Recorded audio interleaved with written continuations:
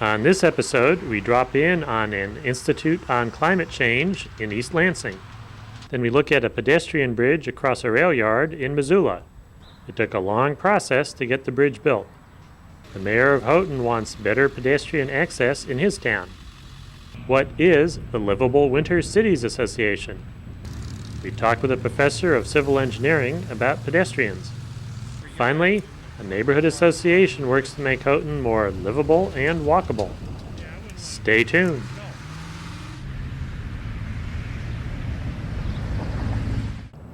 We're at Michigan State University in East Lansing, talking with Katie Alvord. What brought you down here today? What's going on? I'm here for an institute on environmental journalism, and this year's institute is focusing on climate change, which was one of the reasons that I decided to come. So what's the story on climate change? Is it real? Yeah, as a matter of fact, the National Academy of Sciences just yesterday came out with a report that did conclude that climate change is real, global warming is happening, and that human activities are contributing significantly to it. And so they gave this report to the Bush administration and basically told the administration that the scientific consensus is that global warming is taking place, and that the science is pointing towards human activities as a big contributor. What causes global warming? What's going on? Well, one of the things that's happening is that we're using a tremendous amount of fossil fuel, and when we burn that fossil fuel, it releases carbon dioxide into the atmosphere. Carbon dioxide is one of several greenhouse gases that trap heat in the atmosphere. So the more greenhouse gases like carbon dioxide we have in the atmosphere, the more heat gets trapped in it. And we've actually been increasing, since the beginning of the Industrial Revolution, have increased the amount of CO2 or carbon dioxide in the atmosphere by about 30% over what it was before the Industrial Revolution started. And for thousands of years before the Industrial Revolution, it was pretty stable, at a pretty stable level. So we've made some changes with our industrial activities. And you're a writer. You did a book called Divorce Your Car. That's right. What's that about?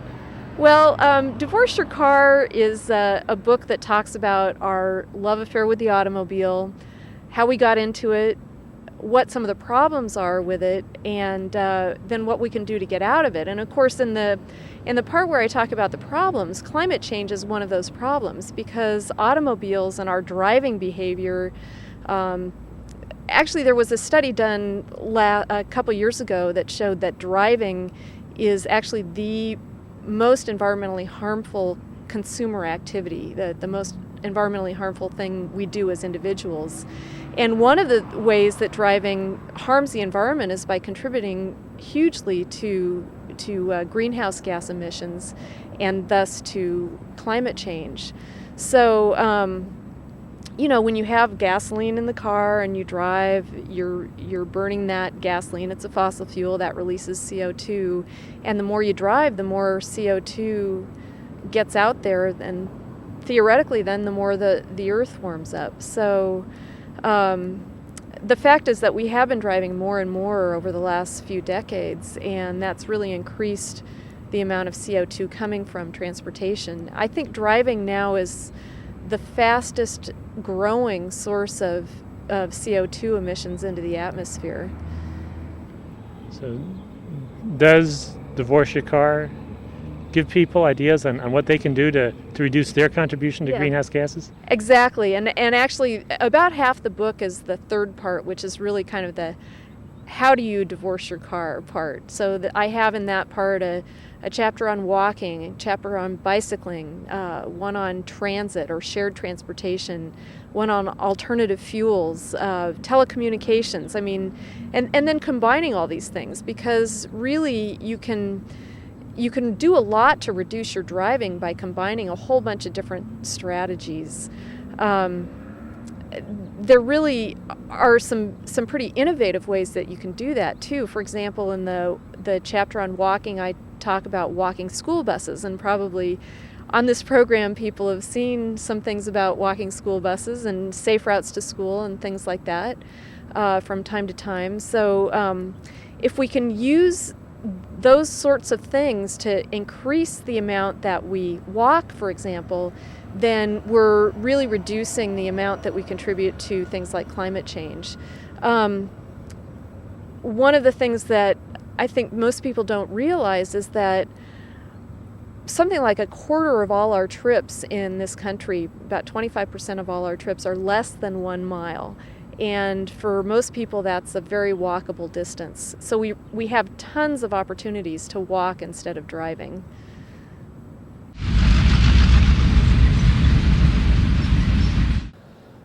We're talking with Phil Smith, who's the Bike Ped Program Manager with the City of Missoula. What's this bridge behind us? This bridge is a fairly new structure that's intended to connect the north side of town from this part that we're now standing in, which is immediately adjacent to the downtown area. And as I think in the background you can see, there's a substantial railroad track barrier. There are 1, 2, 3, 4, 5, 6, maybe 7 or 8 tracks that the railroad has pretty much prohibited any foot travel from at all, with fairly high fences. The result of that is that people who've lived on the other side of the tracks have had a very dismal and kind of a scary sort of an undercrossing, and the ore was several years in building this bridge that's here. And how successful has it been in tying together the two parts of town? Well, it's really effective. It gets a lot of use. This morning, as we've been watching, there's just a constant stream of traffic, and as we've noticed, all ages of people. An elderly lady wheeled her bike up the ramps, rode it across, and then wheeled her bicycle down. We see a number of parents with children in their bicycle buggies, and whole families just came walking across a minute ago. At the moment, it's Saturday morning, so we have the farmers market 2 blocks down the street, and people are on their way to that. It really works to make it easy for people in that part of town to come over to the main part of town to participate in the rest of the community activity. What's the process that the city would undertake a project like this? How does it come to their attention that a bridge like this was needed? Well, in this case, a little bit of history here, John. The fences didn't used to be here a long time ago, and people just freely walked across. Maybe when you grew up, and I know when I grew up, you didn't worry about tracks, no trains coming, just across you go. As railroads became more and more conscious of liability issues, they started saying, no, we don't want that. And a process began between the railroad and the neighborhood to create a single at-grade crossing. The neighborhood wanted that because it was convenient and thought it would be a minimum expense of the railroad. The railroad wasn't satisfied that it resolved any of their liability issues. And as a result, the neighborhood began asking the city for some help in it. 8 or 9 years ago, when the city first got a substantial allocation of CMAQ money under what was then the new ICE-T legislation, this project, that is the idea of a bridge over the tracks, was a high priority on that CMAQ list. And it took several years from that first point, 8 or 9 years ago, until 2 years ago when the bridge was finally constructed.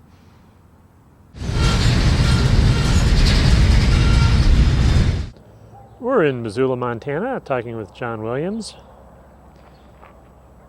What does it take to get something like the pedestrian bridge behind us built? It takes a lot of things, one of which is just luck, but we had a lot of support from the neighborhood. I played a minor part, but some of the neighborhood advocates were behind it, went to all the meetings, all the technical advisory committee meetings, all the policy board committee meetings.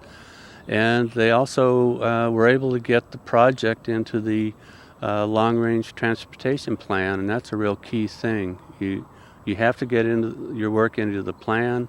You've got to go from the plan into what's called a transportation improvement program.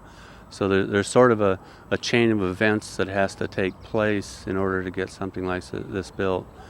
We happen to have scored really well with the original congestion mitigation and air quality program, but Places all over the country are building similar projects with money from other pots. So, it doesn't all have to come out of that particular pot of federal money. It's more a matter of local commitment, being willing to go after the politicians and not just give up too soon, because I think it was Jane Jacobs or someone said that you have to kill a highway 4 times or so before it's dead. Well, you have to push a good project for 4 generations before it actually happens, it seems like, because if you're not there when the meeting happens where the votes are taken, you may well lose out. And is all this happening at the city level, the county level, the state level? Where's the decision made on something like this? Well, it's at all levels, but the focus in an urban area, and by an urban area I mean an area within a boundary where there's at least 50,000 people, and it's been designated as an urbanized area by the feds. The action would take place at the what's called the MPO level, the Metropolitan Planning Organization level, and their board is the one that makes the decisions on how money that comes into that urban area gets spent on transportation. So while there's work to be done at the state level, there's certainly work to be done at the city level and the county level.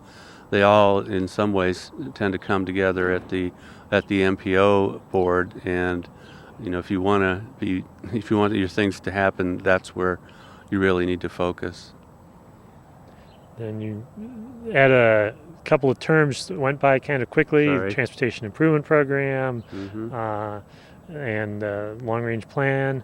Let's hear a little more about those. What are those? Okay, well, the long-range plan is kind of the vision and the goals and objectives for the community for transportation for the next 20 years, let's say.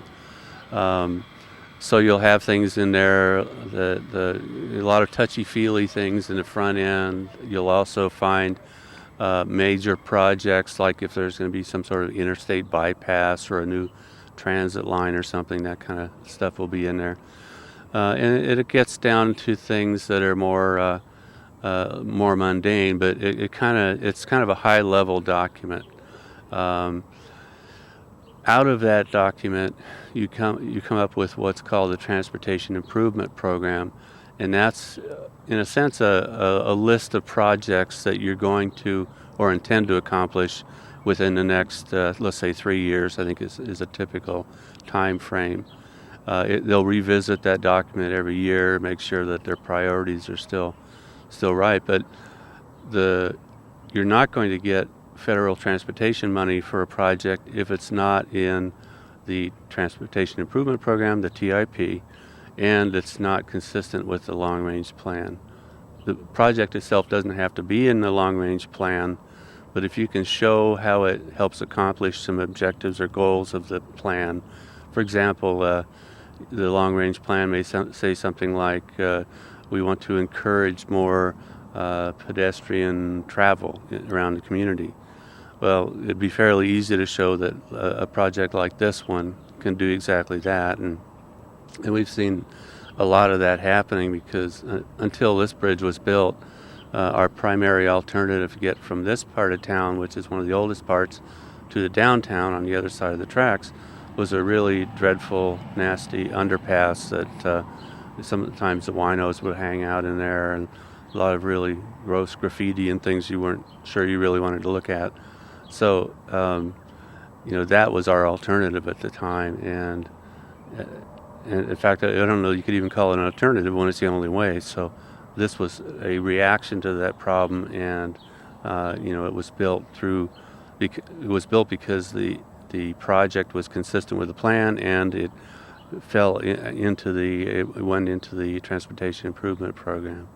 So, really you have to keep your people working on this stuff and going to all the meetings and making sure that decisions aren't being made that are going to mess up your project or your maybe your neighborhood-wide efforts.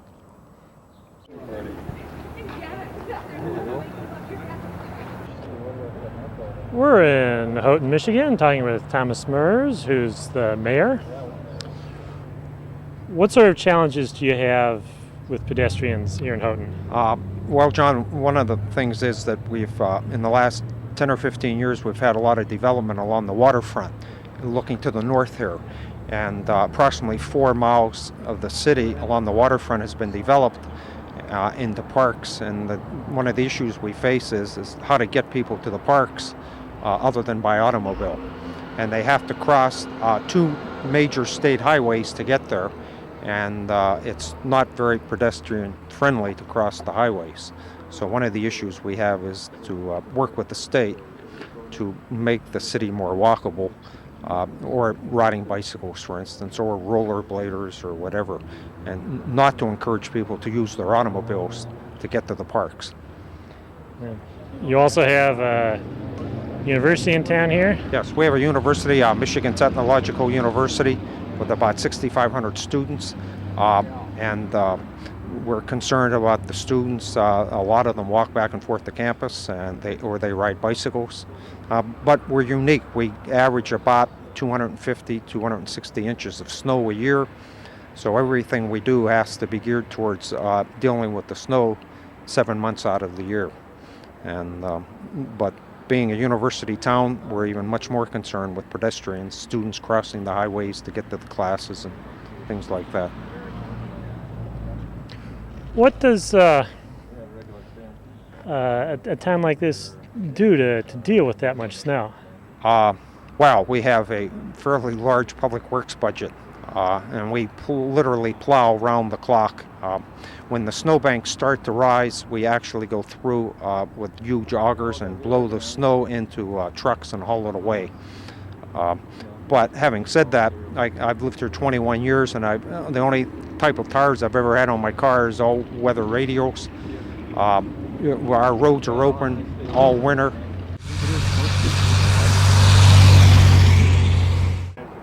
We're in Houghton, Michigan, talking with Patrick Coleman, who's immediate past president of the Livable Winter Cities Association. What is the association? Well, Livable Winter Cities Association was formed in 1982 in Canada, actually, as a means of promoting new ideas, technology, solutions to common problems that northern communities have. And since that time, we've carried out our mission by hosting conferences in various places around the world, by publishing a 6 time a year journal, a magazine, and as well as some books and other publications.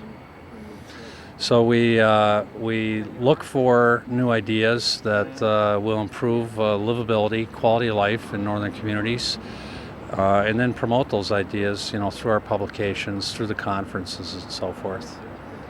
Now, what sort of range of issues do you cover? Transportation or other things as well? Well, transportation certainly is very important. Snow management and road design and so forth. Pedestrian issues are very important today. The environment is an important issue that's tackled. That's kind of common across the world. Northern cities typically are in very fragile environments. We deal with things like global climate change and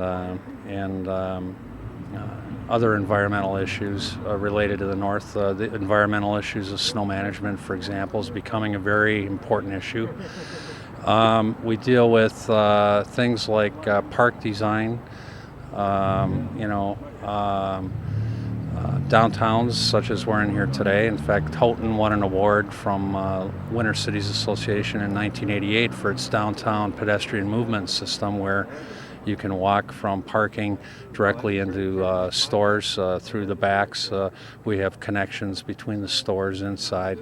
So just things to make it a little more comfortable for people to be here and shop in the winter. Houghton gets extraordinary amounts of snow in the winter due to the proximity to Lake Superior, and so special measures have to be taken, and it requires special planning to deal with these things. Winter Cities deals with the economy of northern communities, tourism, extraction. These are some common kinds of economies that we find in northern communities, and again are kind of unique to the north. And you mentioned the very large quantities of snow you have near the lake here. What's the state of the art for snow removal for roadways and then for the pedestrian space?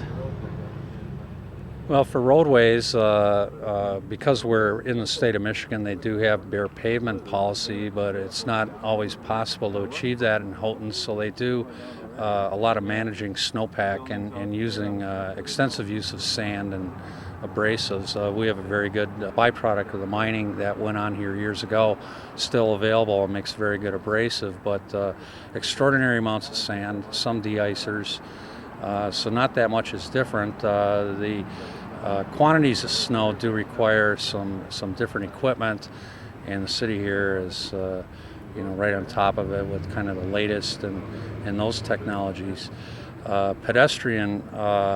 Maintaining pedestrian pathways is especially challenging because someone can clear the sidewalk and an hour later there's 2 or 3 inches of snow there.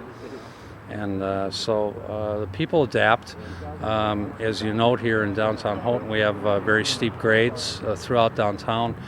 And we've made sure that when we design facilities and buildings and walkways that we have handrails available for people. We have a covered street in the city in order to improve some access to some parking areas. So we do take special measures to try and make the community work better and to be a more livable community. We're talking with Bill Sproul, who's a professor of civil engineering at Michigan Tech.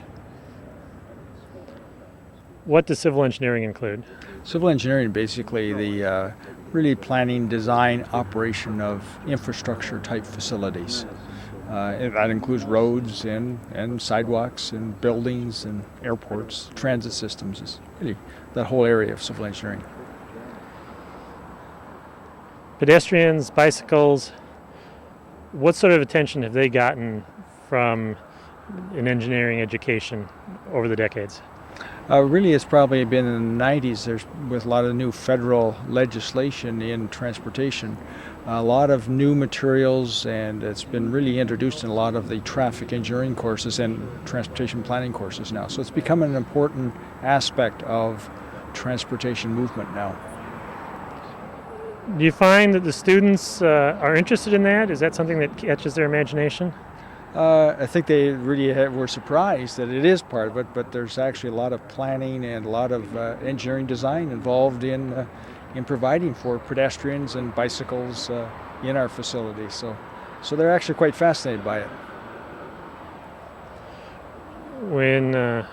What's the process of becoming a professional engineer?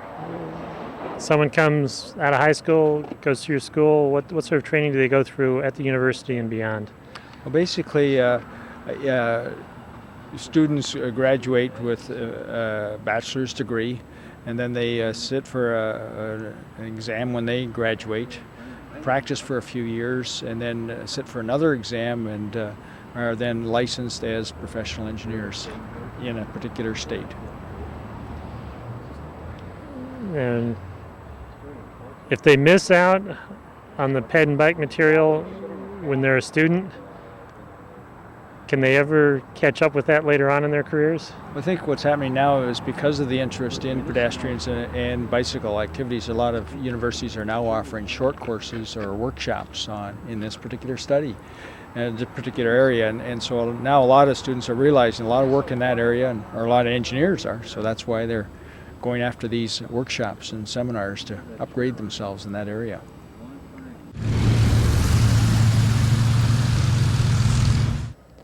We're talking with Craig Waddell, who's president of the West Houghton Neighborhood Association. What sort of issues is the association concerned with? Well, we've been addressing issues of livability, improving conditions in this community, sidewalks, parks, litter patrols. So So just trying to make it a nicer place for people to live. Now, what's the role of the association? I mean, once you've identified an issue you're concerned about, how does something get done then? Well, it's largely, we've established a very good working relationship with the city, and we've been able to work with them on improving a neighborhood park and having an annual cleanup where we pick up brush and litter and sand and edge sidewalks. And we're working with them now. We have been working with them for several years on a walkability initiative. So that's one of our principal concerns now, is making Houghton a more walkable community. And we're on 2nd Street here. Yes. What's the importance of 2nd Street?